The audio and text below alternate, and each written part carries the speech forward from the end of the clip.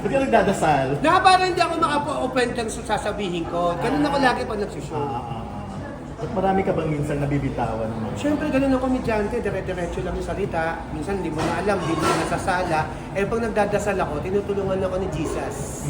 Yung mga offensive ka ba minsan na nabibitawan? Wala. Kaya nga, dahil nagpipray ako. Okay. Kanina hindi ka nag-pray bago tayo start. Hindi Kaya pa, parang may nasabi wala ka pa ako masama. nasasabi. Wala pa. Meron yung boto. Ay. Wala pang camera nun. Ano ba yan? Alam mo, parang may himala. Ay, parang kukunin na ako ng liwanag. Ba't ganyan? Parang strobe lights na. Ilaw. Pero yun nga, anong feeling na sinusukatan ka? Parang Masaya. manikin ba siya? Hindi siya wax? Or... Manikin kasi daw pag wax, mahirap ang maintenance. Kailangan malamig. Tapos minsan daw, pagka may alikabok, para siyang skin. Pinapasok yung mukha, yung mga... Yun ang sabi nung nagsukat sa akin, si John Galang. So, maniki mas maganda. Maniki. Tapos ang galing na yung camera silang 5D ba yun o 4D? Umiikot. Tapos yung dun ibibase yung mukha lang talaga ang dapat na kagaya-kagaya. Yung katawan kasi sila na maghuhulme. Sinong nasunod ng look mo? Like, halimbawa, damit mo or itsura mo? Kaya tanong posing nila. mo? Okay. Pero hindi daw pwedeng naka-8-8. Oo nga. Kasi baka may pumwesto sa likod eh. Kaya nga, pero di ba, ano ka dun eh? Doon ako known. Yes eh. Kaya lang dapat daw nakatayo kasi So, paano yung posing? Anong ginawa mo? sila na. Kasi yung kamay ko kinunan ng 5D, tapos yung mukha pinaikot, tapos yung katawan, sila na. Nakatayo lang. Wala Nakatayo. action. Yung signature mo na... Kaya naangit eh. Oo. Tapos, yung 8-8 na t-shirt, sabi ko lang green. Kasi yung kinuha, yung sa akin, black eh. Sabi ko parang patay yung kulay. Gawin lang parang maganda yung itsura. Pero anong feeling mo nung in-offer sa'yo? Masarap. Parang feeling mo maging immortalized na? Oo, magiging immortalize ako, din ako mamamatay. Hindi ba sarap kasi... Image na yun, Hindi, syempre. natatandaan nyo meron si Kuya Germ sa Eastwood. Wala kasi ako dun eh. Wala. Kaya pag nadadaan ako doon, tumutulo ang luha ko. Hindi, pero kasi, hindi lang naman ako ang dapat na nandito rin. Marami pang mas nauna sa akin. Okay. Ako yun ang pangarap ko eh. Sana mas nauna sila. Hintoy, Chiquito, sila Don Pepot, may mga original na comedian. Kasi wag nating, sa akin lang pananaw ko lang to hindi porkit kumikita yung artista ngayon, siya yung sikat ngayon, siya yung ilalagay natin. Marami pang mas nauna eh. Kahit ako, salamat nandito ako, pero marami pang dapat na mas mauna kaysa sa akin. Yun lang ang pananaw ko. Kasi ang daming komedyante, hugo. Diba yun dapat mga nauuna sa amin. Pero dahil ako napili nila, maraming salamat. Naniniwala ka dapat maging national artist na si Dolphy. Tama, matagal na. Yung dati pa. Tulad ni Ate Guy, na naging national artist. Marami dapat na matagal na nilang ginawa. Kaya lang, hindi ko alam kung bakit. Hindi naman offensive yung tanong, pero sa tingin mo, karapat-dapat ka na dito. Hindi. Mas marami pang dapat na nauna Yung sa feeling mo, kahit feeling na mo. Pero salamat. Merkado ka na rin eh. Kasi napili nila ako, pero dapat marami. Sabi ko nga sila Don Tepot, Chiquito, yung mga mas talagang record wide. Ay, naanto ka. Nasa 30 na. Nakita mo talaga, di ba? Nagikaw! Dapat medyo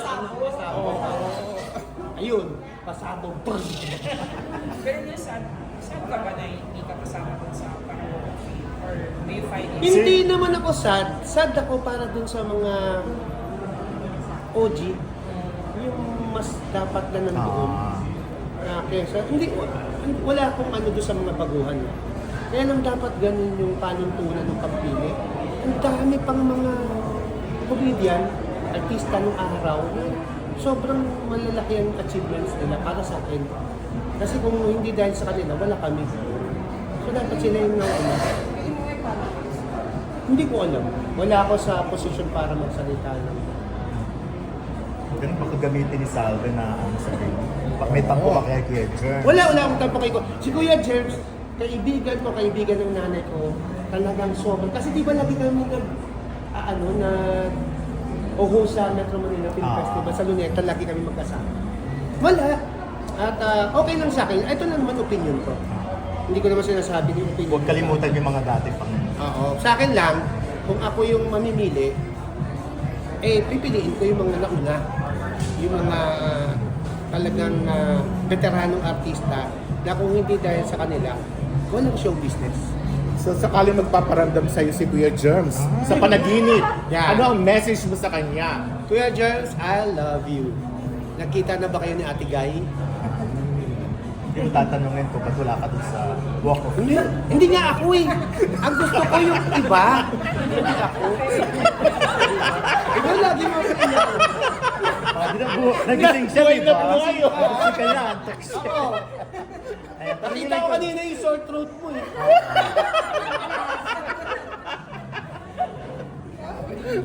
Ang gusto ko lang yung iba. Ako ayoko. Kahit nga dito, hindi ko pa deserve to eh.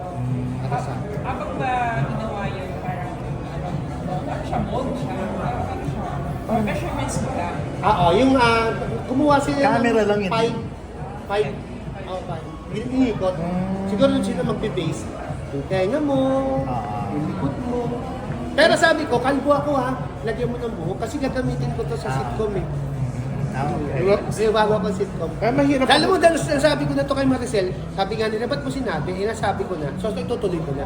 Pero kami nila, Ellen Adarna, ako, si John Lloyd, at saka si Rupa May Quinto. Na pelikula. Pelikula na sitcom. Jemmy 7. Uunahin pa daw ata yung, ito mo, sasabihin ko na naman yung isa. May isa pang unahin na. Kasi pala, ang patakaran ngayon, pinapalabas mo na sa Prime Video o sa Netflix bago ilagay sa TV. Series yan. Series. Sitcom. Sitcom. Parang limited, parang isang season. Oo. Ilang episode ko? Mga 6 episodes. Per season. Mga ganun. Pero normally pag sitcom, it depends kung kikita siya o hindi, kung papanoorin o hindi. Pero normally, 1 year yan. So, klaruin natin, itong sitcom na to, ipapalabas muna sa Streaming. streaming or... Oo. Okay. Pero to sure na Sa pagkakasabi sa akin ni Lloydie, sure na. si Lloydie ang kausap. Si Lloydie kasi ang Producer. Parang premise. pag sinabi ko, baka sampukin na ako nung Kailan nagsusunod. kailan na hiring? Mga next. Wala pa. Kasi wala pa nga. Kasi may nauna ng sitcom. Pero kailan yung sitcom? Bakit ayoko na sabihin, pero nalaman yun. Nababasa ko na sa journal. Si ano, Di ba? Sino? with Maricel ba? Hindi eh. Ay, hindi. Malaki rin natin. Kumusta na si John?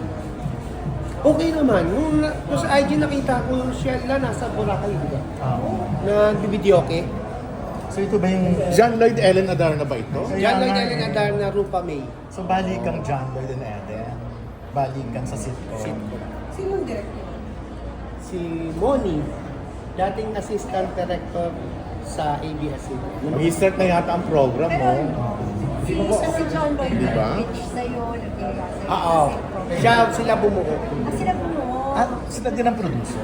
Off-road lang ang ano. Kahit Pero naman yung mga nauna writers, doon. mga writers din namin sa ABS, sa TV5, sa GMA, mga batikang mga writers din na nagdi-direct na rin. Streaming platform. Prime. Prime or Netflix. Streaming platform. Wala pang ano. Ganun daw, kahit yung mga soap eh. Oo. Lalabas mo na. Siguro, mas may kita ang padagdag na siya kung produce. So okay naman si John Lloyd. Okay naman siya. Hindi, matagal ko na kaibigan si Lloyd eh. Kasi ilang show na kayo? Na, Mas magkasama. Makailan na. ano, sa TFC, sa abroad. Hindi pa sa show. Wala pa. Nag-guest lang ako dati sa kanila sa home, sweetie home. Tapos kami na yung naging mainstay, di ba? Kami Labong Navarro, ako, Tony, Alex. Kasi ba yung show? ko alam kasi ang nakakausap ko lang yung anak ko eh. Tsaka yung... Di ba, pero di ba nag-travel kayo sa Europe? travel kami sa Europe, namasyal kami ni Dende. Pero Sarap. for the wedding. Supposedly, Kano kayo pagkagal? 1 month kami hanggang Portugal na. Kasi pangarap namin mag-asawa yun eh. 57 na ako. Sabi ko sa kanya, mamasyal na tayo na mamasyal. Kaya ang dami ko nang hindi tinatanggap ng mga projects din. Yung kay Coco, Hindi mo tinanggap? eh, ayoko na ng iba ngayon.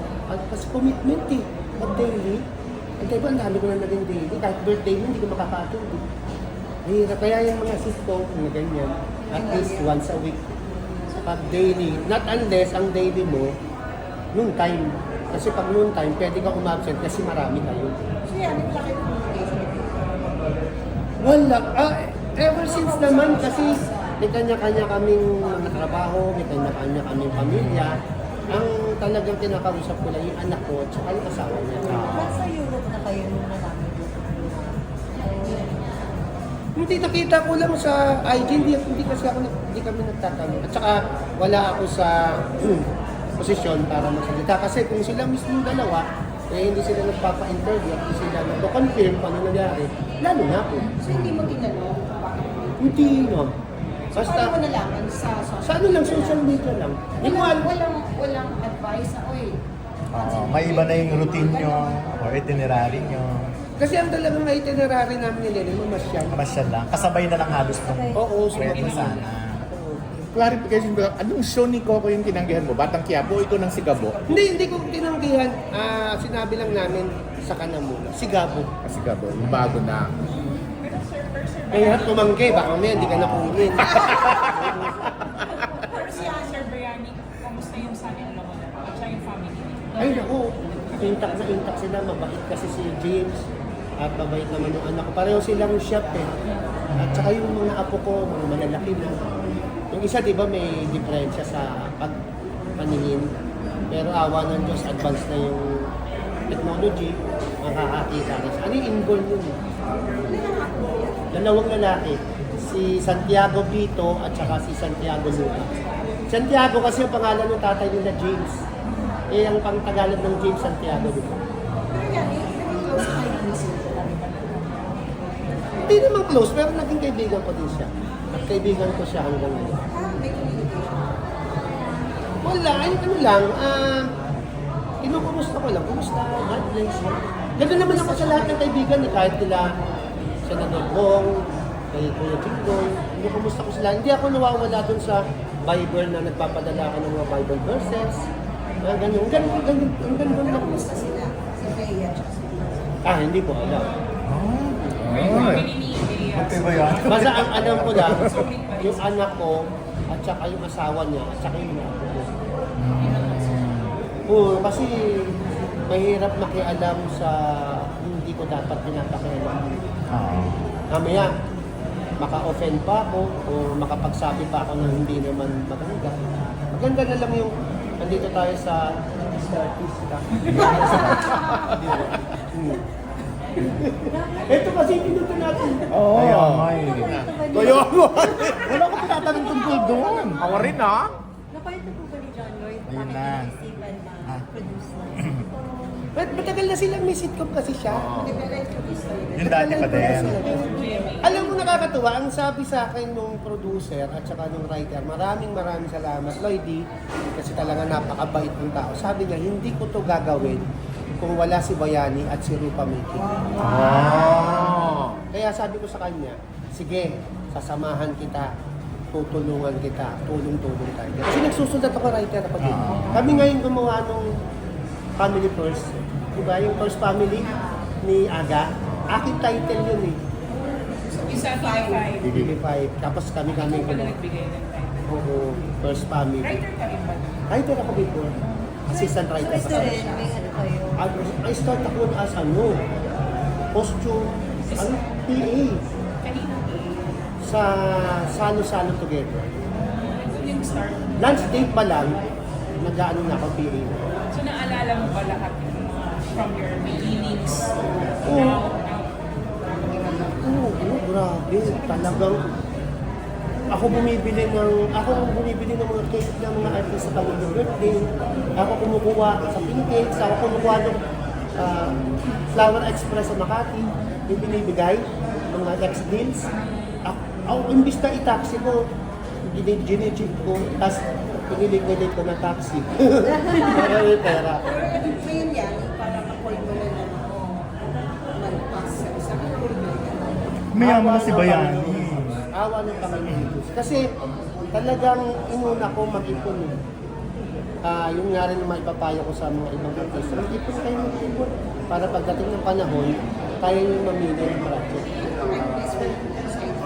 Apartments. With S, Hindi ko nasasabihin mahabang kasi S. baka mayari ako ng DIY.